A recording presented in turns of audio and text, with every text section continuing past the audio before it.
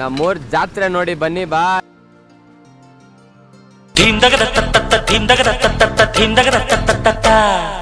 ನಂಜನಗೂಡು ನಮ್ಮೂರು, ನಂಜುಂಡಾನೆ ನಮ್ ದೇವ್ರು. ನಮಸ್ಕಾರ ಗೆಳೆಯರೇ, ನಮಸ್ಕಾರ. ನಾನು ನಿಮ್ಮ ಸುನೀಲ್. ನೀವು ನೋಡುತ್ತಿರುವುದು ನಂಜನಗೂಡು ನಮ್ಮೂರು ಯೂಟ್ಯೂಬ್ ಚಾನೆಲ್.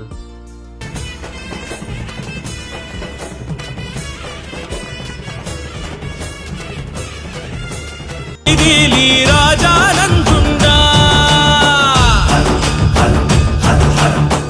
ಭಕ್ತರ ಕೋರಿಕೆ ನಡೆಸೋಕೆ ನಂಜುಂಡ.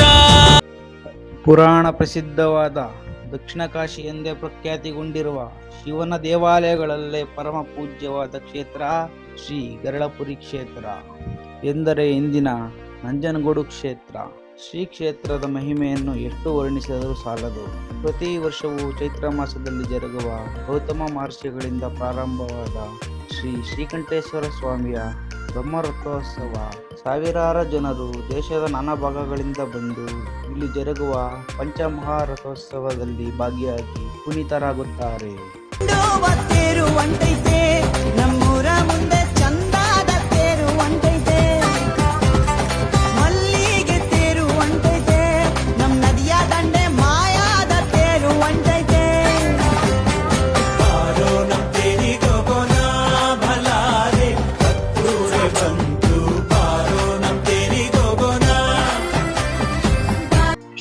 ನಂಜನಗೂಡಿನ ಜಾತ್ರೆಯು ಕರ್ನಾಟಕದ ಅತ್ಯಂತ ಪ್ರಸಿದ್ಧ ಮತ್ತು ಭವ್ಯವಾದ ಜಾತ್ರೆಗಳಲ್ಲಿ ಒಂದಾಗಿದೆ. ಈ ಜಾತ್ರೆಯಲ್ಲಿ 95 ಅಡಿ ಎತ್ತರದ ದೊಡ್ಡ ತೇರು ಸೇರಿದಂತೆ 5 ರಥಗಳನ್ನು ಲಕ್ಷಾಂತರ ಭಕ್ತರು ಎಳೆಯುತ್ತಾರೆ. ಈ ಕ್ಷೇತ್ರವನ್ನು ದಕ್ಷಿಣ ಕಾಶಿ ಎಂದು ಕರೆಯುತ್ತಾರೆ. ಇಲ್ಲಿನ ಶಿವಲಿಂಗವು ಸುಮಾರು 3 ಅಡಿ ಎತ್ತರದ ನಯವಾದ ಕೃಷ್ಣಶಿಲೆಯಿಂದ ರೂಪುಗೊಂಡಿದೆ. ಈ ಲಿಂಗದ ವಾಯುವ್ಯ ಭಾಗದಲ್ಲಿರುವ ಅರ್ಧಚಂದ್ರಾಕೃತಿಯ ಗುರುತು ಪರಶುರಾಮನ ಕೊಡಲಿಯಿಂದ ಆಗಿದೆ ಎಂಬ ಸ್ಥಳ ಪುರಾಣವಿದೆ.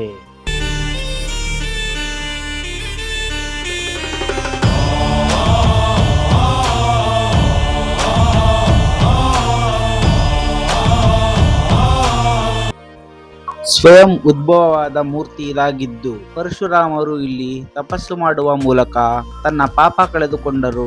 ಗೌತಮ ಮಹರ್ಷಿಗಳು ತನ್ನ ಸತಿಯನ್ನು ಶಪಿಸಿ ಇಲ್ಲಿಗೆ ಬಂದು ಈ ನಂಜುಂಡೇಶ್ವರ ಆರಾಧನೆಯಿಂದ ಮನಸ್ಸು ಸಮಾಧಾನ ಹೊಂದಿ ಇಲ್ಲಿಯ ದೇವಾಲಯವನ್ನು ಕಟ್ಟಿಸಿದರು. ಹಾಗೆ ರಥೋತ್ಸವವನ್ನು ಮಾಡಿದರು. ರಥ ಬೀದಿಲಿ ರಾಜ ನಂಜುಂಡ ಭಕ್ತರ ಕೋರಿಕೆ ನಡೆಸೋಕೆ ನಂಜುಂಡ.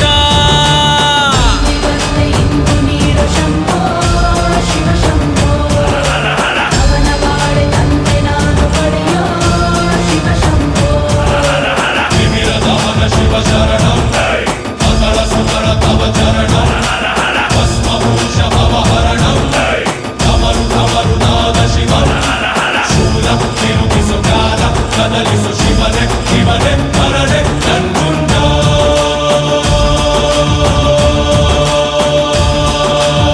ಶಿವಪುರಾಣದಲ್ಲಿ ನಂಜನಗೂಡನ್ನು ಶ್ರೀ ಗರಳಪುರಿ ಎಂದೇ ಉಲ್ಲೇಖಿಸಲಾಗಿದೆ.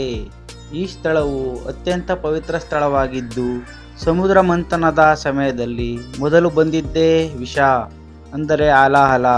ಇದರ ಕಾರಣದಿಂದ ಪ್ರಪಂಚ ನಾಶವಾಗುತ್ತಿರುವಾಗ ಶಿವನು ಈ ನಂಜನ್ನು ಕುಡಿದರು. ಶಿವನ ಹೊಟ್ಟೆಯಲ್ಲಿ ಬ್ರಹ್ಮಾಂಡ ಅಡಗಿರುವುದರಿಂದ ಪಾರ್ವತಿ ಮಾತೆಯು ಆ ವಿಷವನ್ನು ಶಿವನ ಕಂಠದಲ್ಲೇ ಬಂಧಿಸುತ್ತಾರೆ. ನಂಜನು ಉಂಡ ಶಿವನಿಗೆ ನಂಜುಂಡ ಎಂದು, ಹಾಗೆ ನಂಜಾಗಿದ್ದ ಕಂಠಕ್ಕೆ ಶ್ರೀಕಂಠವೆಂದು ಕರೆಯಲಾಯಿತು. ಇಲ್ಲಿನ ಲಿಂಗವನ್ನು ನಂಜುಂಡೇಶ್ವರ ಅಥವಾ ಶ್ರೀಕಂಠೇಶ್ವರನೆಂದು ಕರೆಯುತ್ತಾರೆ.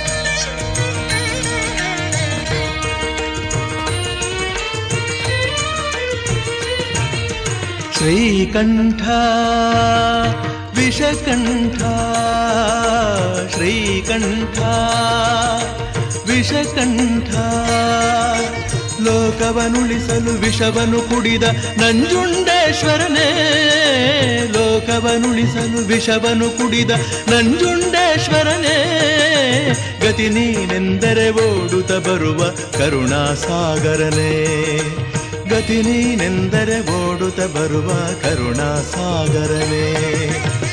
ನಂಜನಗೂಡಿನ ದೇವಾಲಯವು ಕಪಿಲಾ ನದಿಯ ದಡದಲ್ಲಿದ್ದು ದೇವಾಲಯಕ್ಕೆ ಬರುವ ಭಕ್ತರು ಕಪಿಲೆಯಲ್ಲಿ ಸ್ನಾನ ಮಾಡುವುದರಿಂದ ಸಕಲ ಪಾಪಗಳಿಂದ ಮುಕ್ತರಾಗಿ ಪುಣ್ಯ ಲಭಿಸುವುದು. ಹಾಗೆ ಭವ ರೋಗಗಳನ್ನು ಕಳೆಯುವವನೇ ನಂಜುಂಡಸ್ವಾಮಿ.